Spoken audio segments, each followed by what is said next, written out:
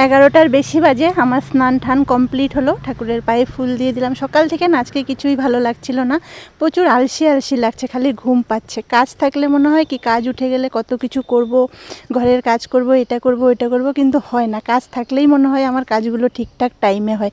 তো সত্যি বলছি, সকাল থেকে এই বিছানা ও বিছানা করে করে সময়টা কাটিয়ে দিলাম। তারপরে বললাম না, এতটা দেরি করলে হবে না, অনেক জামা কাপড় ছিল, ঘরদোরও কেমন হয়েছিল, সব পরিষ্কার টরিষ্কার করে এই তো স্নান করে নিলাম। স্নান করে এবার রান্নার দিকে যাব। তো প্রায় 11:30 বেজে গেল আমার সব কাজকর্ম কমপ্লিট করতে। এবার খাওয়া দাওয়া করব। সত্যি বলছি, স্নান করার পরে না মাথাটা যেন হালকা হলো, মাথায় যেন মনে হচ্ছিলো কী যেন জাম হয়েছিল।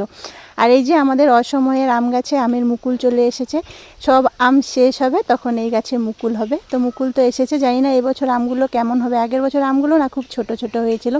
আর আজকে গাছে ফুল, বন্ধুরা এত ফুল ফুটেছে, তোমরা তো দেখলেই, ঠাকুরের পায়ে দিয়েছি ফুল দেখলেই না আমার কি লোভ লাগে। আর গাছে যা বর্ষার পরে গাছের বেগুনগুলোও সেই সুন্দর টসটসে হয়েছে। দুটো আখ গাছ, মানে সবুজটা আরও বেশি, প্রকৃতি মানে সুন্দর হয়ে যায় বৃষ্টির পরে। তো আমিও গাছে যা ফুল ছিল সব একদম টেনে টুনে তুলে নিয়েছি, অনেকগুলো ফুল তুলেছি, সব এখন ঠাকুরের পায়ে দিব। আর আমসত্ত্বগুলো না প্রায় শুকিয়ে গেছে, ওঠার মতন হয়ে গেছে। আমার পছন্দ নয় এই জিনিসটা। তো দেখো কত ফুল তুলে নিয়েছি।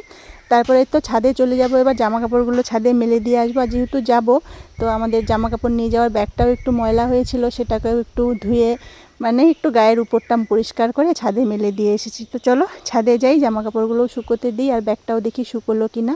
এবার আস্তে আস্তে তো জিনিসপত্র গুছাতে হবে। তো কী নিব না নিব এই নিয়েও আমার একটা টেনশন, কেন বেশি জামা কাপড় নিলে আবার বরমশাইয়ের কাছে কথা শুনতে হয়। তো এটার ভিতরে কিন্তু জামা কাপড় যেমন ঘুরে এসেছি তেমনই পরে আছে, যেগুলো আমি পরি না, ব্যবহার হয় না, সেগুলো আমার এরকমই পড়ে আছে। তো দেখি কোনটা কি নেই না নেই। আর আজকের ওয়েদারটা দেখো সেই সুন্দর, আকাশের ওয়েদার এমনিই সুন্দর, আর গরমটাও খুব সুন্দর পড়েছে।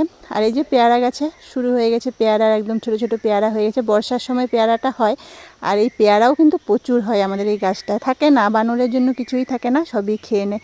তো চলো দুপুরের রান্না বসিয়ে দিই। সবাইকে শুভ